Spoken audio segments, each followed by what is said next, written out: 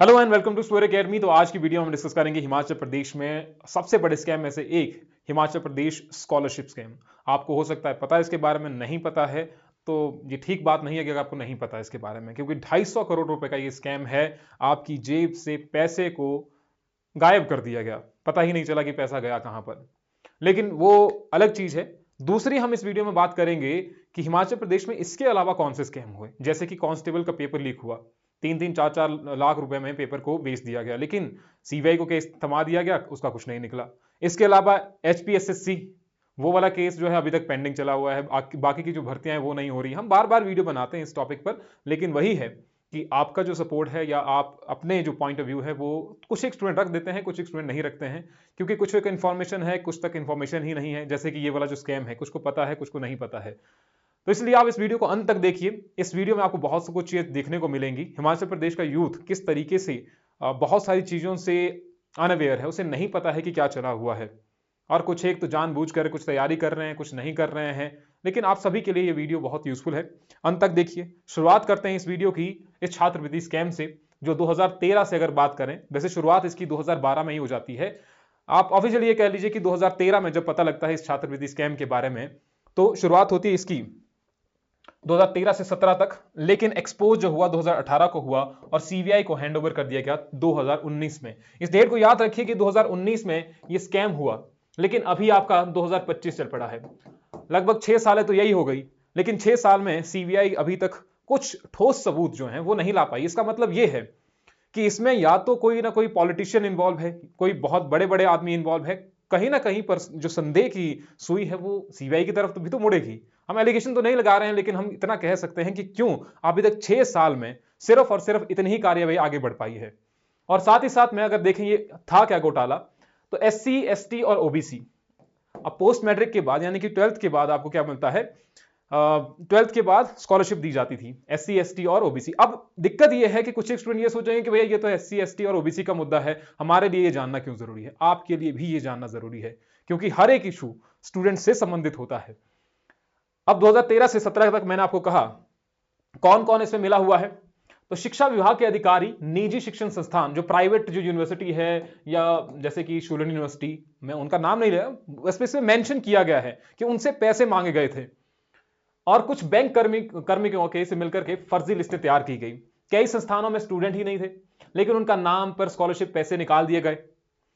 अब स्टूडेंट नहीं है, लेकिन स्टूडेंट की आईडी जो भी है उसके सर्टिफिकेट के बेसिस पर कि ये स्टूडेंट है, स्टूडेंट उसमें नहीं पढ़ रहा था, उसमें नहीं पढ़ रहा था, लेकिन वो फर्जीवाड़ा कर दिया गया। और बैंक के अधिकारी से मिलकर के और शिक्षा संस्थान के कुछ एक उच्च अधिकारी ने मिलकर के ये स्कैम किया। अब क्या स्कैम था थोड़ा आगे जाकर के मिलते हैं। तो +2 के बाद जो प्रोफेशनल डिग्री करने वाले एससी एसटी और ओबीसी छात्रों को 25,000 रुपए की स्कॉलरशिप मिलनी थी। कुल 1.5 लाख से ज्यादा फर्जी छात्रों के नाम क्लेम किया गया है इसमें। जो सीबीआई ने बताया, ये हम अपनी तरफ से कोई इंफॉर्मेशन नहीं बता रहे हैं, ये एसटी एजुकेशन ग्रुप है, 13.1 करोड़ का दावा किया गया, एपेक्स इंस्टीट्यूट है, हम इसके बारे में और चर्चा करेंगे अभी।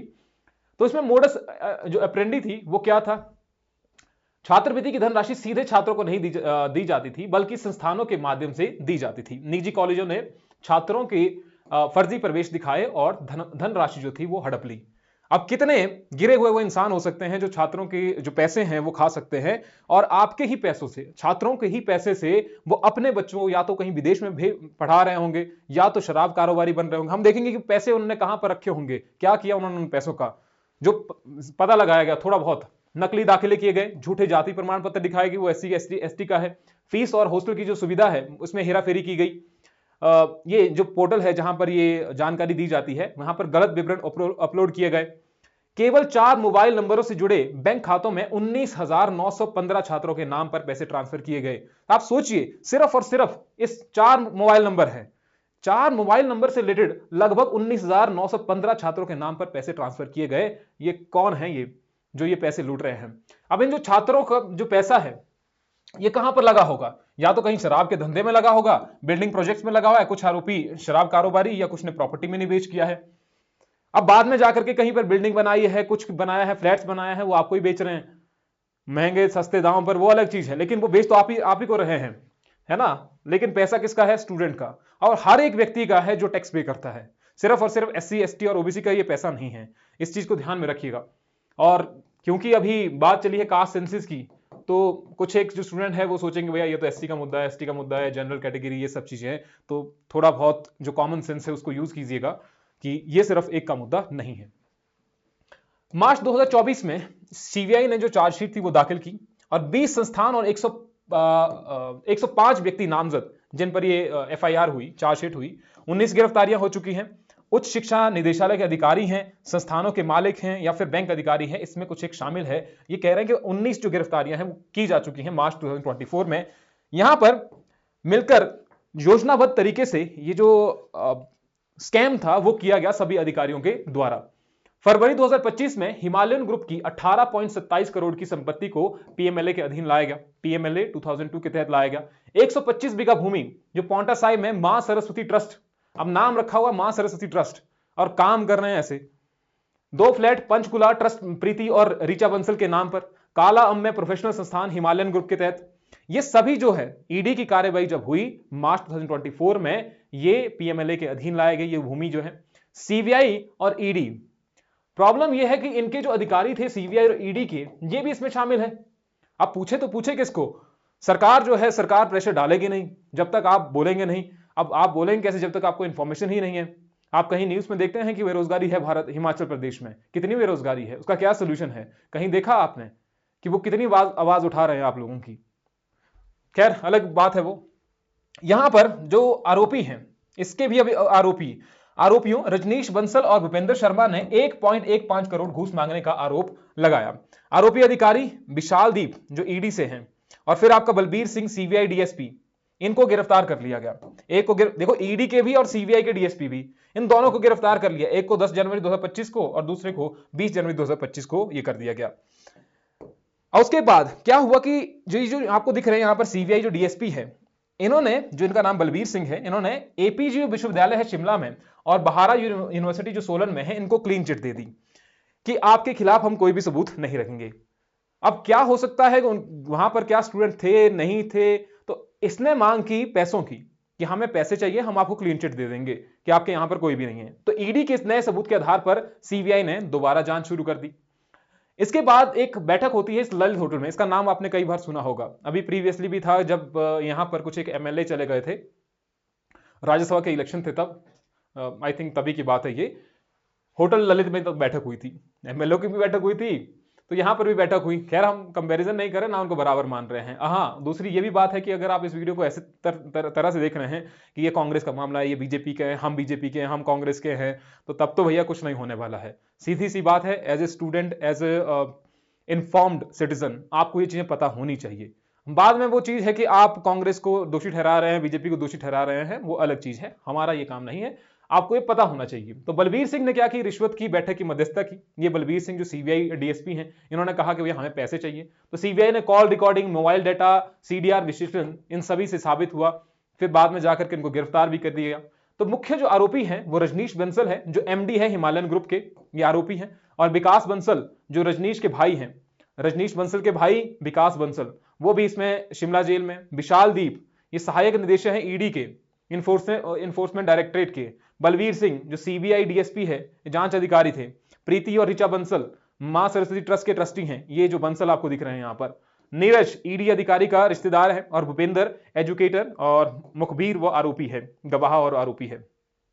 तो ये हमारे पास जो है ये मुख्य आरोपी है। प्रॉब्लम ये है, प्रॉब्लम इज दिस कि 250 करोड़ है, ये कम नहीं है। वो 250 करोड़ जो है, सिर्फ इतने ही व्यक्ति होंगे शामिल उसमें, वो पूरा का पूरा गिरोह होगा। उसमें पता नहीं कितने पॉलिटिशियन शामिल होंगे। हम नहीं कह रहे हैं कि वो होंगे ही होंगे, लेकिन पॉसिबिलिटी तो है ना। कौन इनको बचा रहा है? 6 साल से कौन इनको बचा रहा है? क्या इतना पैसा अगर वो स्टूडेंट के ऊपर, स्टूडेंट इन द सेंस कि एग्जाम करवाने में या कुछ और करवाने में वो लगा देते, तो तब भी तो हो ही सकता था ना। खैर क्या ही बात करें इसके। ईडी द्वारा जो जब्त मुख्य जो जब्त संपत्तियां है वो कहां कहां पर की गई? पांवटा साहिब की भूमि में 120 बीघा, जो मैंने आपको मां सरस्वती ट्रस्ट के बारे में बात की।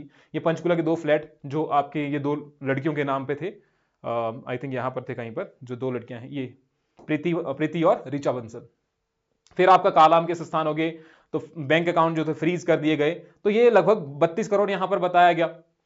अब प्रॉब्लम ये है, CBI was criticized by High Court in 2022 for slow progress and the limited charge sheet।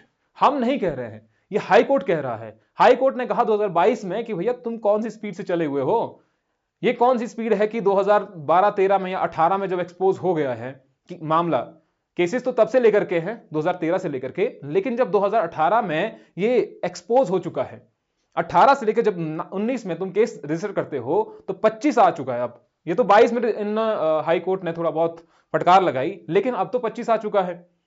अब कौन कौन लोग इसमें शामिल है, कितने लोग इसमें शामिल है? प्रॉब्लम इज दिस कि सिर्फ और सिर्फ हिमाचल प्रदेश में यही एक घोटाला नहीं है, इससे पहले और भी घोटाले हुए हैं। अगर हमें थोड़ा बहुत डिटेल में आपको लगेगा, आप बताइएगा कि इसके बाद अगर आपको कोई इस घोटाले के बारे में जानकारी चाहिए और हमें लगा कि थोड़ा बहुत ही लोगों तक पहुंच रही है, तो जो ये घोटाले हैं हम इनके बारे में डिटेल वीडियो बनाएंगे। सुखराम टेलीकॉम जो स्कैम है 1996 का, फिर वीरभद्र सिंह करप्शन केस 2007 से लेकर 2015 तक। अब आप ये मत सोचिएगा कि हमारे जो पॉलिटिशियन है वो सारे के सारे क्लीन हैं। अब ठीक है, राजा साहब हैं, बहुत अच्छे पॉलिटिशियन थे, लेकिन कुछ ना कुछ ये करप्शन के केसेस तो लगते रहते हैं। अब ये ठीक था नहीं था, एक्विटेड, इनको ये कर दिया गया ठीक है कुछ नहीं है, केस नहीं है, लेकिन केस तो था, कुछ ना कुछ तो हुआ होगा उसमें, तो बस वही जानकारी आप तक पहुंचनी चाहिए। पहला हमारा सुखराम टेलीकॉम केस था, स्कैम था 1996 का। एक इससे पहले टिम्बर स्कैम भी था, हम पढ़ेंगे अगर आपको जरूरत पड़ेगी तो। Himachal Pradesh cricket association land scam, अब मामूली इंसान को तो पता ही नहीं है कि ये ऐसा स्कैम भी है कुछ चले हुए। स्कॉलरशिप स्कैम जो मैंने आपको अभी बताया। इसके बाद इलेक्ट्रिक बस परचेज स्कैम 2017 का, जरूरी नहीं है हो ही हो, क्योंकि उस समय के जो ट्रांसपोर्ट मिनिस्टर थे जीएस वाली, जो एक लॉयर है, उन्होंने ये आरोप लगाया कि यहां पर कुछ एक स्कैम किया गया, इलेक्ट्रिक बस परचेज स्कैम। अब ठीक है गलत है, हम सिर्फ बात कर रहे हैं ये स्कैम था, अब नहीं था अलग था, वो चीजें हम अभी डिस्कस नहीं करेंगे, आने वाली वीडियो में डिस्कस करेंगे। जो कोविड-19 आया, पीपीई किट स्कैम 2020। अब ये स्कैम आपने देखा होगा कि गवर्नमेंट ने क्या किया था, सेंट्रल गवर्नमेंट ने बहुत सारे लोगों के लिए या जो इसे अफेक्टेड लोग थे उनके लिए कुछ एक किट्स जो थी वो प्रदान करने की बात की थी कि हर एक पंचायत में ये किट्स जो है हर एक पंचायत में आपको देनी है। लेकिन कितनी पंचायत में पहुंची? अब कितना बड़ा स्कैम हुआ जब लोग मर रहे थे एक साइड में और लोग स्कैम कर रहे थे, उस दौरान वो पैसा अपने जेब में डाल रहे थे। सोचिए कितने निर्दयी या कितने ही, आप क्या ही कह सकते हैं, आप खुद जो है वो वर्ड्स यूज कर सकते हैं उनके लिए जो आपको ठीक लगे। तो 2020 में आपका ये स्कैम हुआ। Police constable exam paper leak 2022 में हुआ। इसके बारे में क्या हुआ, 88 people were chargesheeted by the CBI. अब हुआ क्या इस केस का, 2022 हो गया खत्म, 23 हो गया, 24 हो गया, 25 लग गया, आपका 25 का छठा महीना आ गया, लेकिन अभी तक कुछ भी हासिल नहीं हुआ इसमें। ऐसा क्या हुआ कि 2022 से जो केस चला हुआ है वो अभी तक सिर्फ और सिर्फ एक ओपन एंड शट केस है कि 2000 अभी जो आपके पास पूरा इतना आपके पास स्टाफ है, ये सारी जानकारी आपके पास उपलब्ध है। अब कौन से ऐसे शामिल है इसमें, क्या कोई नेता शामिल है, किसे बचाया जा रहा है?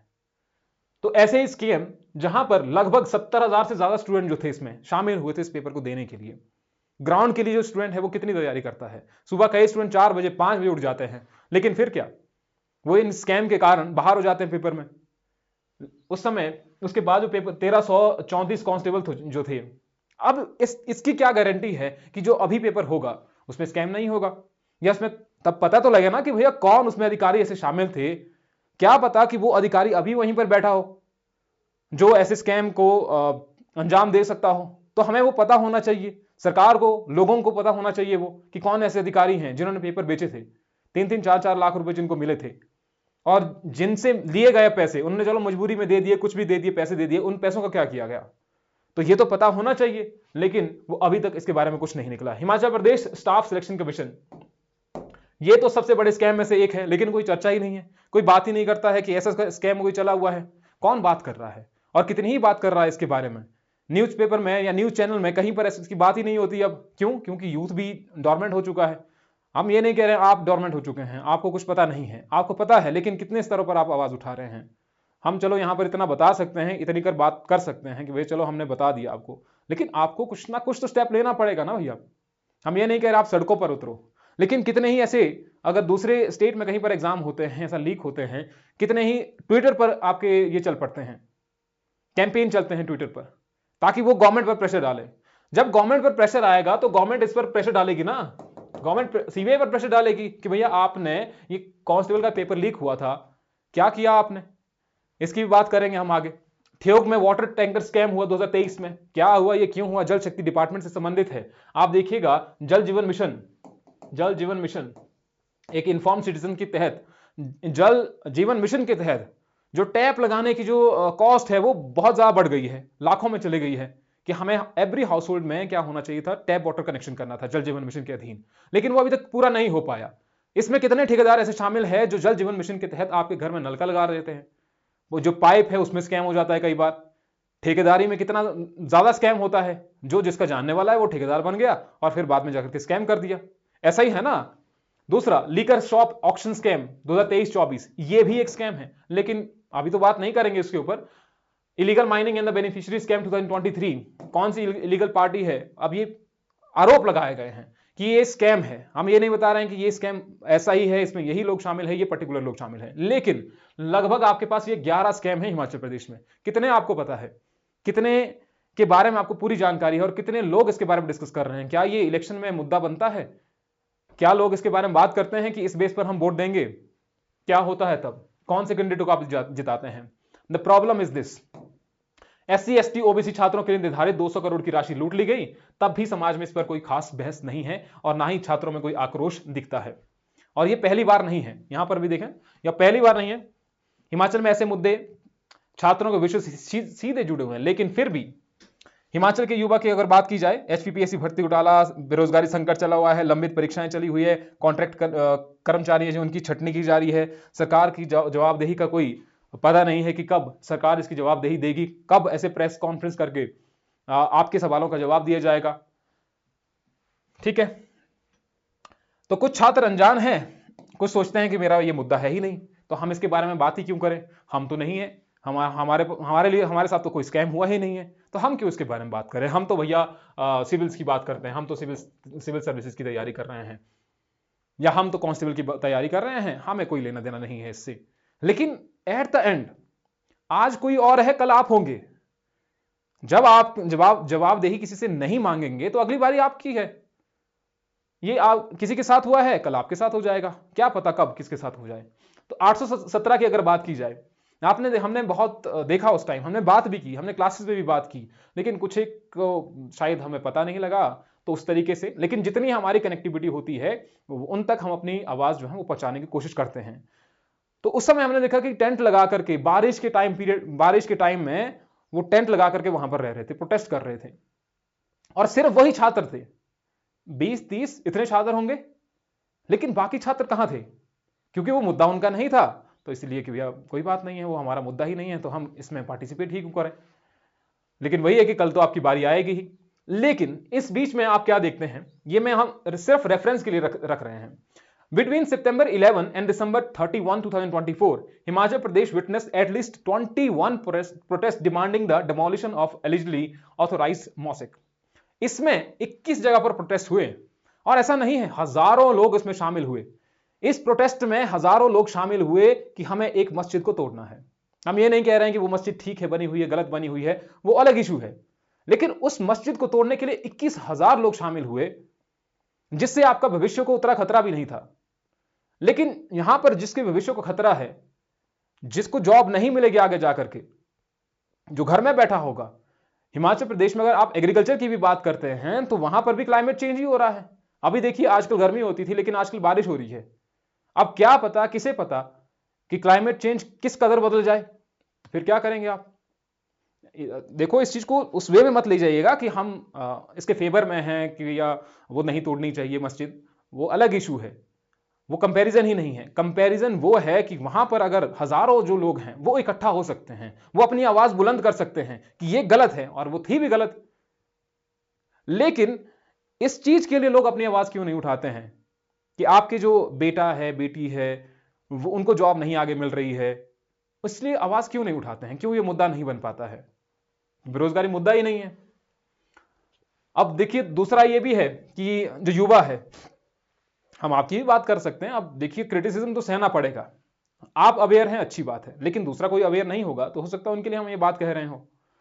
इसके बाद आप ये वीडियो देखें, हो सकता है आप यहां तक पहुंचे भी ना हो, या हो सकता है इसके बाद आप इस वीडियो को शेयर ना करें, कुछ ना करें। अब उससे भी हमें कितना ही फर्क पड़ जाएगा, हमारा काम जो है वो वीडियो बनाना है, आप तक इंफॉर्मेशन देना है, आप तक सही इंफॉर्मेशन पहुंच जाए।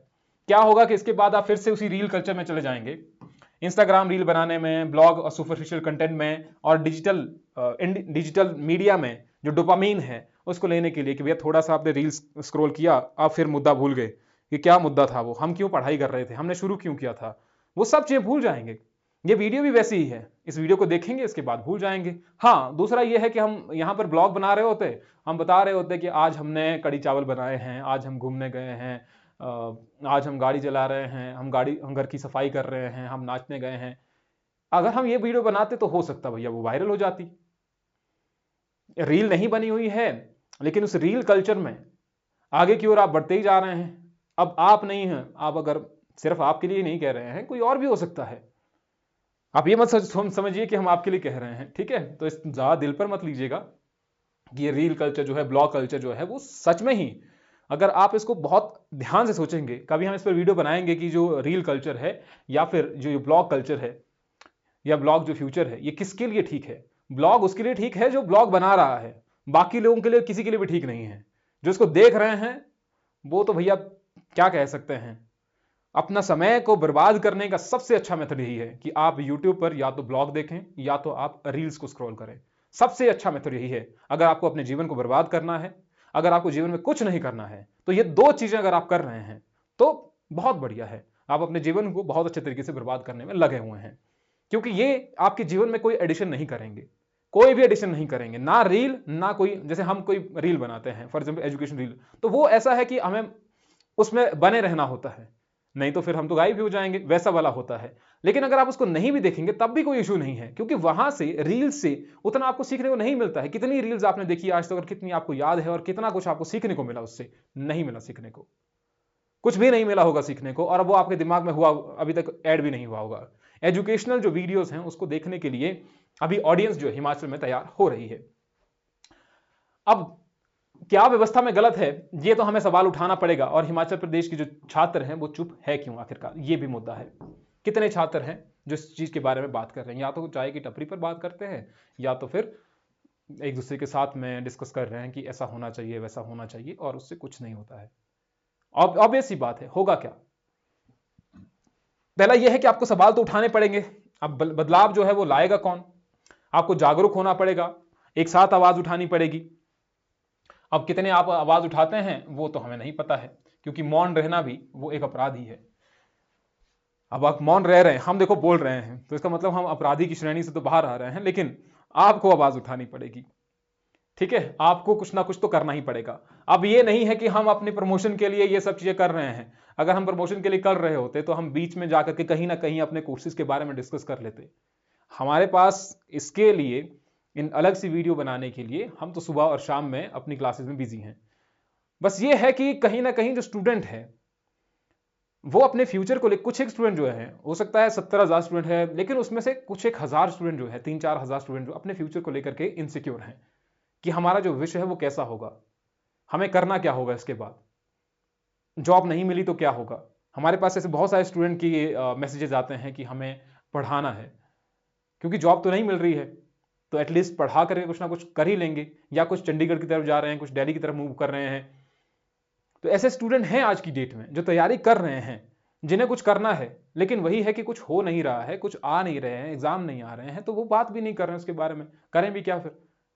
लड़कियां हैं, लड़कियों की शादियां हो रही हैं, जिनको अपने जीवन में कुछ करना था उनकी शादियां करवाई जा रही हैं, क्योंकि टाइम हो चुका है भैया, 27-28 की एज हो चुकी है, तो शादी करना जरूरी है फिर। तो वो जरूरी थोड़ी ना है। और इस चीज को याद रखिएगा, जो तैयारी कर रहे हैं, लड़का या लड़की जो भी तैयारी कर रहे हैं, एक इन्फॉर्म सिटीजन की तरह, या कुछ भी आप तैयारी कर रहे हैं, बहुत अच्छे तरीके से तैयारी कर रहे हैं, उनको हम सबसे ऊपर ही रखते हैं। जो तैयारी कर रहे हैं अच्छे तरीके से, जो चीजों को समझ करके तैयारी कर रहे हैं। तो ये तो था एक छात्रवृत्ति स्कैम, ऐसा नहीं है, इसके अलावा बहुत सारे स्कैम थे।